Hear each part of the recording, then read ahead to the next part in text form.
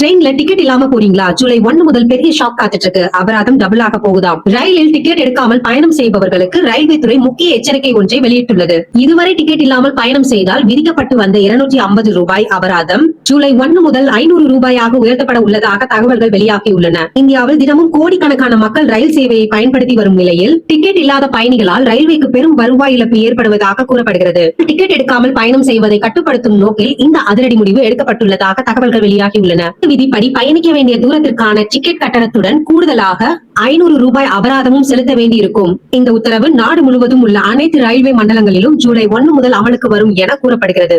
இதனால் டிக்கெட் இல்லாமல் பயணம் செய்வோர் கவனமாக இருக்க வேண்டும் என ரயில்வே அதிகாரிகள் அறிவுறுத்தியுள்ளனர். அதே நேரத்தில் முறையாக டிக்கெட் எடுத்து பயணம் செய்யும் பயணிகள் இந்த முடிவை வரவேற்று வருகின்றனர். நீ ரயிலில் ஏறும் முன் டிக்கெட் இருக்கிறதா என்பதை ஒரு முறைக்கு இருமுறை சரிபார்த்துக் கொள்வது நல்லது என்பதே பலரின் கருத்தாக உள்ளது. டிக்கெட் இல்லாமல் பயணம் செய்பவர்களுக்கு அபராதம் 500 ரூபாயாக உயர்த்தியது சரியான முடிவா இல்லை அதிகமாக இருக்கிறது என்று நினைக்கிறீர்களா? உங்கள் கருத்தை கமெண்ட்ல சொல்லுங்க.